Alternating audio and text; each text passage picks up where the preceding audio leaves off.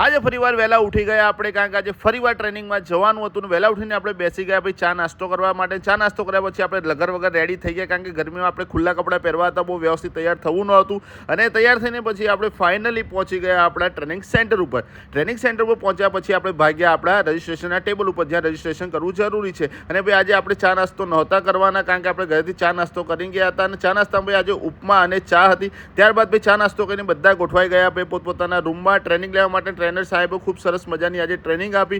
ત્યારબાદ ભાઈ થઈ ગયો રિસેસનો ટાઈમ. જેવો રિસેસનો ટાઈમ થયો એટલે બધા મિત્રો આજે જમવા લાગી ગયા. જમી કરીને પાછા ભાઈ આપણે જોડાઈ ગયા ટ્રેનિંગના સેશનમાં, કારણ કે ટ્રેનિંગ ખૂબ જરૂર છે. અને ભાઈ હંમેશની જેમ ડાયા દીકરાની જેમ ભાઈ આજે આપણે ફરીવાર ટ્રેનિંગ લેવા બેસી ગયા. ટ્રેનિંગ ખૂબ અગત્યની છે, એની બહુ મહત્વ છે. ત્યારબાદ ભાઈ આપણે નીકળી ગયા ઘરે આવવા માટે. ટ્રેનિંગ પત્યા બાદ પણ ભાઈ રોડ એટલા તપેલા હતા કે ન પૂછો વાત. કાચી રોટલી મૂકો તો ફૂલીને શેકાઈ જાય રોટલી, એવી ગરમી હતી. એટલે ભાઈ આપણે એક ઘરના નીચે ભાઈ આપણે ઠંડકમાં ઊભા રહી ગયા. ત્યારબાદ ભાઈ ઘરે આવ્યા એટલે ભાઈ આપણે એક ડિસ્પોઝેબલ ગ્લાસની અંદર ટેંગ નાખીને એની ઉપર રેડી દીધું. પાણી નાખીને બંનેને મિક્સ કરી દીધું. અને મિક્સ કર્યા પછી ભાઈ એની ઉપરથી નાખી દીધા આપણે સરસ મજાના આઈસ ક્યુબ, જેથી કરીને એનો ફ્લેવર ઓર વધી જાય. અને પછી ભાઈ પીણાનો ગ્લાસ લઈને હાથમાં રિમોટ લઈને આપણે બેસી ગયા સોફા પર ટીવી જોવા માટે. અને ત્યારબાદ ભાઈ હજુ પણ આપણને ગરમી લાગતી હતી એટલે ભાઈ આપણે ફ્રીઝરમાંથી આ બરફનો ટુકડો કાઢીને ધીરે ધીરે ચહેરા પર હળવે મસાજ કરવા લાગ્યા. અને ભાઈ એટલી ઠંડકની અનુભૂતિ થઈ રહી હતી કે ન પૂછો વાત. હવે ધીરે ધીરે મસાજ કરીને પછી આપણે ટોવેલથી આપણો ફેસ સાફ કરી દીધો. અને સાફ કર્યા પછી ભાઈ જે અનુભૂતિ થઈ, આહા એકદમ ખુશ થઈ ગયા.